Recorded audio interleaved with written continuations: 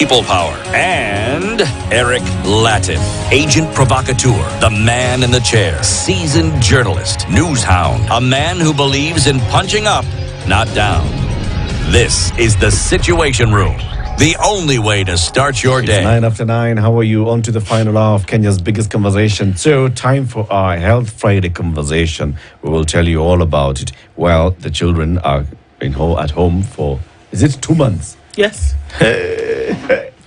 And then there are young adults who are just about to do their final 9 weeks exam paper, and they're young adults, and so now they're getting into adulthood, and they'll have time before they report into university if they do, and colleges. So they have time.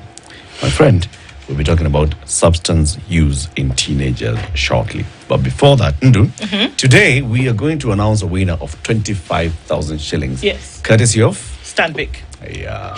Stanbic is your number one private bank in Kenya, that's for sure. And we've been talking today about being able to plan wisely, right? Which is one of the things that Stanbic affords you to do, plan wisely, whether it's in education, whether it is investment, whether it is health for the future, whether it's last expenses, whatever that may be. Stanbic says you can plan wisely with us. Imagine having a world-class banker who truly gets you and knows what you're working towards. So you can meet your dedicated private banker, ready to guide you every step of the way. Visit the website and you can also learn more. It's hashtag Stanbic Private Banking, hashtag Bank Wisely. Very good. As you're still talking about that city tomorrow, a lot is happening. Between 9 a.m. and 1 p.m. A great deal is happening, and it is not called 24. Yes. 24. Between 9 a.m. and 1 p.m. Yes. The official study in Ireland Fair is going to take place at the Gallant Mall in Parklands. That is the important thing that's happening. And to be able to attend this fair, you need to register. And to register, you need to go to www.cradle.com and you will register. When you register, you will then be invited, meaning you'll receive an invitation. And with that invitation, you will be able to attend the fair. The fair can only be attended by those who have received an invitation. Yeah. Only. Yeah. Yes, exactly. But why do you want to go and study in Ireland? Well, let me mention a few things you should consider. When you go to Gallant Mall, you will be able to meet the representatives from top universities in Ireland. Griffith College, University of Galway, University of Limerick, Dublin City University, Technological University of the Shannon, Independent College, University College of Cork. And why is this important? Well, they will be able to tell you the things you need to understand in detail about the universities. They will be able to tell you about the scholarships that are on offer. They'll be able to tell you about how it is you can board and live in Ireland. They'll also be able to tell you about career opportunities that await those who are either studying or those who have completed their study. But more importantly, how to get to Ireland. Visa application guidance. Very good. Yes. Now, I want you to walk over to the HR manager's office, okay? Carrying your gadgets. Tell them, have you heard about Taifa Pension Fund? They'll tell you, what's that? Tell them, get out of here. Just get out of here. You don't deserve to be here. If you do not know, the best pension fund in the country administers by Kenya's largest pension fund administrator called CPF Financial Services. If you don't know, one that has over 200 employers on it, one that has over 500,000 members across Kenya, that's 500,000 members across Kenya, where there are 7,000 active pensioners who are receiving their pension benefit through this one. If you don't know about it, where have you been taking my pension money? Ask them that question. Tell them, can you get it out of there? And bring it here. Get it out of there and bring it to Taifa Pension Fund, right? Right. www.taifapensionfund.com. And if you get onto that website, just go to the bottom of the page. You can show your HR person. Joining Taifa Pension Fund is 3 easy steps. Number 1, upload your company details. What are the company details? Name, last name, nini, company, and all those and so forth. Download required documents. They actually have them there. So you just download and then sign and re-upload the forms. Simbo. Okay. This November, this is the last time that money will go to that other pension thing From December, your money goes to Taifa Pension Fund. Simple. Okay. Simple. Okay, let's introduce our guests. For our Health Friday conversation, Dr. Mahmood Merali is a consultant medical psychologist at the Aga Khan University Hospital. Dr. Ari, good morning. Good morning, and thank you for this privilege. I'm humbled. Karibu sana. Asante. That's the hot seat of the Situation Room. Ah, How do you okay. Okay. All right. Do you want to swap places? You've been in it before. Medical psychologist. How do you feel sitting on that chair? Worried about our youth. Right. Very worried. What does that make you feel? Apprehensive. The seat is nice. It gives an opportunity to air concerns, share experiences, but it brings up the worry even stronger. Now, you've said that worry a number of times. And when a doctor such as yourself, as senior as you are, use the word worry more than once in a sentence, we should all be worried.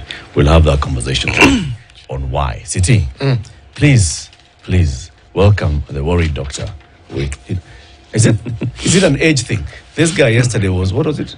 Perturbed. Perplexed. Oh, I Today see. he was perplexed. Yesterday he was perturbed. Yes. Yes, I was perturbed. Yesterday he had perturbations. Today he had perplexities. Nini was there. Yes, it may be an age thing, but Was there any- and it's with good reason. There are things you look at, and it goes beyond concern. You're now bothered because something is going really, really wrong, and you can see it. And the thing that age gives you is the advantage of seeing where it will end. Not might, where it will end. You can actually see You it. can see it. Yes, you can. Kuishi kwingi kuona mengi. And you're evil, Baba.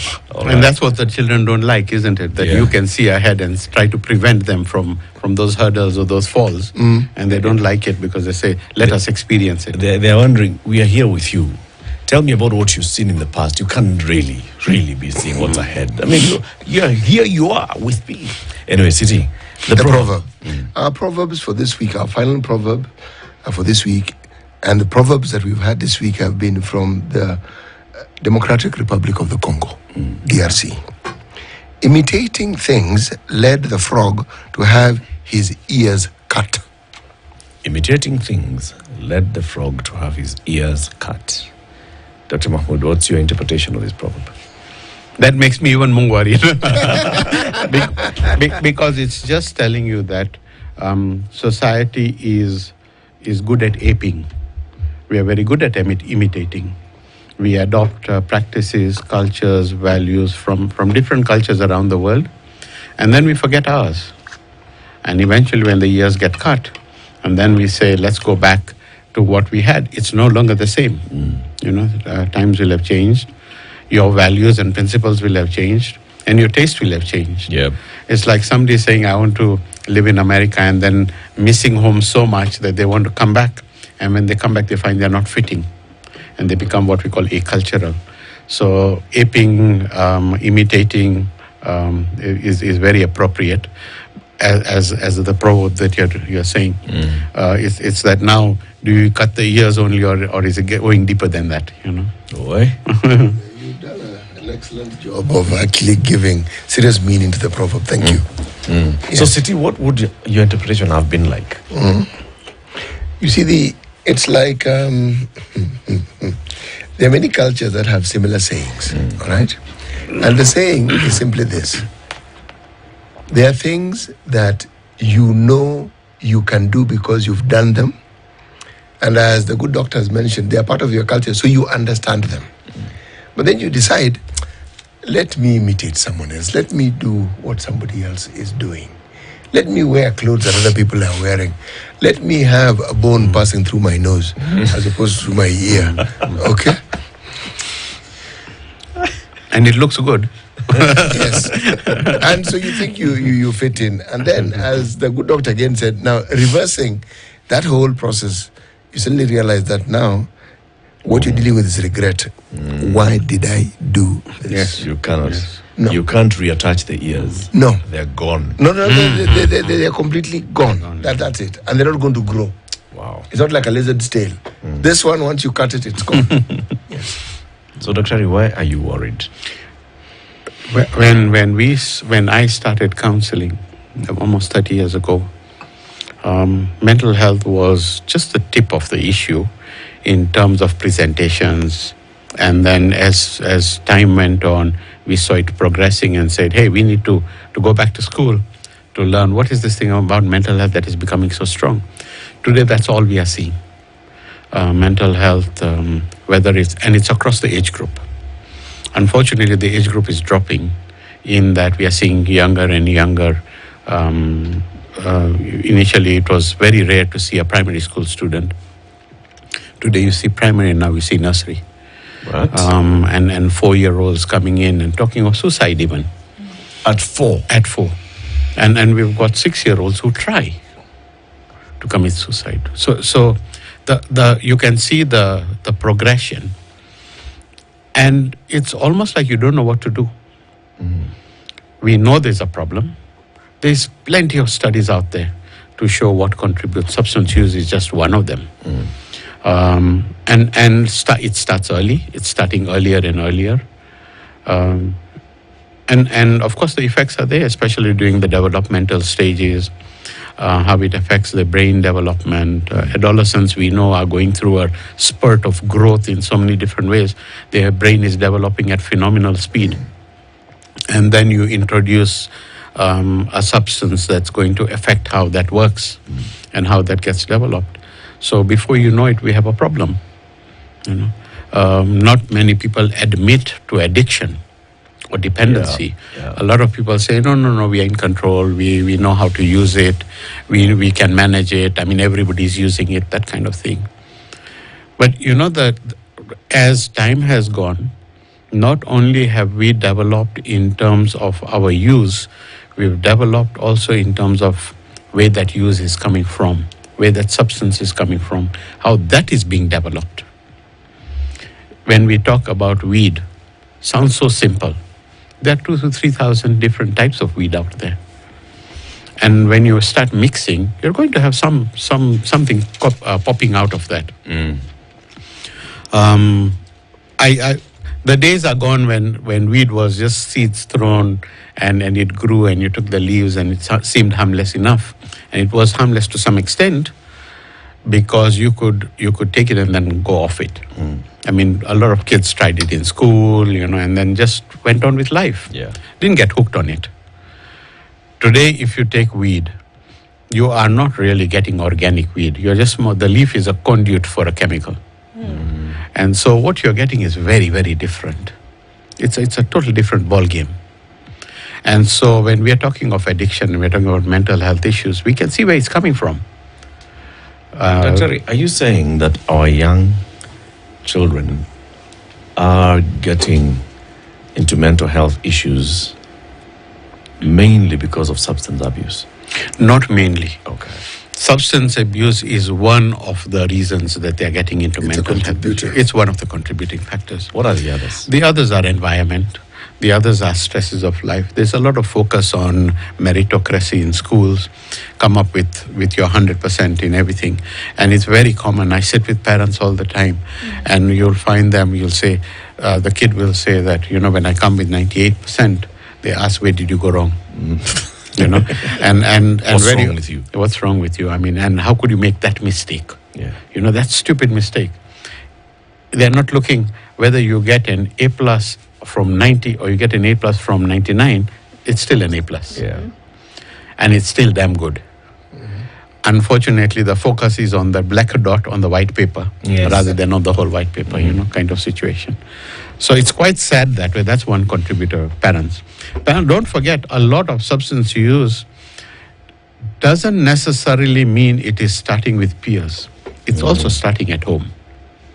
There's influencing factors at home, there's environmental factors, there's social factors, there's environment and in the house that is also contributing. Parental disputes, marital discord, breakups in family, substance in the home, availability of it, social settings that people want to live with. And so if the child is seeing their parents drinking, what stops them from even trying? And the parents will say, don't drink. And then the parent is talking and saying, I started when I was 15. Why shouldn't this teen start when he's 14 then? So we are seeing this Terry, that is getting younger and younger. So that just from what we've been able to see before, there's interest. You know, you've seen somebody, so you want to say, okay, this thing that's making them do this, can I have a feel of it? Can I have a taste of it? There are other factors. There's depression. There's depression. Mental health issues Right. make somebody go towards substance Absolutely. abuse. So beyond curiosity, peer pressure. Yes. What are some of the reasons, other things that you're seeing that is Yes, making them go? There are so many. Remember that there is peer pressure, yes. There is also social influences. Our billboards and that may be contributing. The nice pictures that you see, I just saw the one for Martel outside. But if you look at the picture of Martel, it doesn't have kids on it. Yeah, no, It's got mature guys on it. So that's a plus. If you see the Johnny Walker's the sign, it's got a really old-looking guy in a black tuxedo, you know. So it's not necessarily that the billboards and that are contributing. They may have a factor. I mean, it's one factor, and maybe a very small percentage. But when you look at the youths today, there is pressure on them to fit in, and there is also pressure that is put by not only environment but familial factors. And what happens is this affects their concept of the self. Your concept of yourself is what makes you who you are. Your self-confidence, your self-esteem, the picture that you would like people to see you as, and looking cool, things like that. But these were always there. It's just that it's much more prominent now. And the moment you see that getting affected, that teenager is going to look for a way to either cope with it or improve that self-concept. And before you know it, I mean, substance is the way to go. Use weed, it'll make you feel cool, make you calm, relaxed. You're with the cool guys. Yeah, exactly. You're fitting in. And it's very important for teens to fit in. We understand that. And therefore, if they do not have a strong backbone at home that gives them principles, values, positive ways of using up their energy, there's two ways energy will go. An adolescent has got immense amount of energy. Either they'll use it negatively or positively. Positively generally comes from home. The family pushing to go for sports rather than a disco. Or going to a disco once in a while, complementing it with other positive things. We're not saying disco is not positive, but then it can have a negative connotation to it. It can have an implication. And if they're playing sports, then what happens is they come home tired, and then they become aware that they don't need the substance because they want to be fit for that sports. But the moment they don't have any of those, and parents are busy today. Wives are not at home, mothers are working as well, they're multitasking. I always say a mother has got so many different, she's a wife, she's a mother, she's an employee, she's an administrator, things like that. The father is a father. and the mother has to be both mother and father. And so with today's lifestyle, they are leaving the children more with gadgets. But what Contributory factor, there you are. But Doc, what worries you is not that these young people are tasting. That's not what worries you, from what I understand. What is worrying for you is the extent to which this consumption is happening. That's right. And then the dependence upon this. How bad is that? So when it comes to dependence, a lot of factors make one dependent. And yes, repeated substance use drives you into that direction. But there's also genetic factors. There's environmental factors. There's home issues. If you have an alcoholic within the family, there's a pretty good chance that you have a predisposition to it. And very often I compare a very simple example. And I say, if you have diabetes or high blood pressure in the house, in terms of family, uncles, aunts, parents, etc., and then you have a lifestyle that is going to push you in that direction, at some point it can tip you over. It might not, but there's a good chance it will. If you have a lot of stress, you are obese, you don't have a healthy lifestyle, etc., there's a good chance you'll get either high blood pressure or diabetes or so. Substance use is very similar. If there is a mental health issue at home, there is a genetic predisposition already. So if we are going to tip that child with stress, with substance use, with environmental factors, with social factors, etc., at some point it's going to tip. Chances are high. Let me ask the question. The parents and the environment in which a child is brought up in is a contributor. Correct. Let's look at the parents. What are the stressors? What are the underlying issues that parents do to that contributes to either their negative mental health or the positive mental health? Because if you're talking about having children of 3 years of age and 6 years of age having problems, the likelihood is that those problems emanate from their homes. Yes. Absolutely. And so, what is it that a working parent, an adult who has children, what are the things that you've come across that you could say, generally, this is what people tend to face? And that's what contributes to probably the other thing that we see in the children and some of our younger citizens. There's probably more than one. So the first one that comes to mind is they don't have time. Parents are busy, they leave in the morning, they come home tired. Some are multitasking, so they'll be working a little later. Things like they come home, the kids have done their own thing. That's one. But don't forget that when parents are overly busy, what is happening to the family unit? What is happening to that marriage? There is the marriage just becomes almost administrative. You know, where is that family togetherness of going for a picnic on a Sunday, going to Karura together, going for an outing, going for a movie, having popcorn night on Saturday? It's almost disappeared. When I talk to a lot of couples, a lot of parents, they find it very odd that my wife and I watch the same show, whether it's a series, and we'll watch it together. And we won't jump, one won't have their own and the other has their own. We have one TV at home. I talk to parents and they say every room has a TV. So what happens to everyone? Everybody's going to their own show. So when are they sitting together, laughing, chatting, talking about traditions, experiences, about grandpa used to do this, dad used to do this? It's disappeared. And it's replaced by the new lifestyle that has come in. Call it a modern lifestyle if you want. Yeah. That's a huge thing. So when that kid comes home and goes into his room, they'll close the door. That was unheard of before. And then houses are bigger, people are becoming a little more affluent, every kid has its own room, so the two siblings are not sitting together. Mother is in another room, father is in another room. It's contributing, no doubt. Boy, it's a big one. Let's take a break. We continue our health conversation shortly.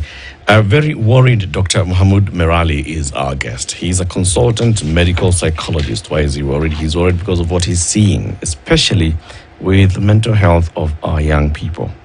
Substance use in teenagers, and what are the contributing factors that lead to this, but also beyond just substance abuse. What is it that is affecting our young men and women? He is from the Aga Khan University Hospital. Now, have you downloaded Tala? If you haven't downloaded Tala, my friend, let me just stop calling you my friend. Don't even talk to me again. Yeah, I cannot be your friend if you will be asking me about money and you have Tala, you don't have Tala. So this is the thing that happened, Daktari. Someone was giving us a story of they were actually outside your clinic. So a hospital setting, and this person has been told, so this is the kind of bill that you need to pay. And they're thinking, oh my goodness, the amount of money that I had on me would not be enough. So looks across the friend and says, do you have 5K that you can give me? I top up so that I can pay the bill. The friend does not have the 5K. But the friend says, why don't you just borrow from Tala? And he was like, oh yeah, by the, that's Kenyan thing. Oh, by the. So he goes to Tala, borrows the 5,000 shillings, settles the hospital bill, leaves the hospital. Within a few days, he's able to raise the 5,000 shillings to repay his Tala, and he was like, that's it. This is how Tala comes in. It's not just about, borrowing, and it's for young children, it's for students, or for people who are running small businesses. Do you have a kakinyozi here and there? No, it's for everybody. It comes in handy at some point. Download Tala on Google Play today. This is the Situation Room, the only way to start your day.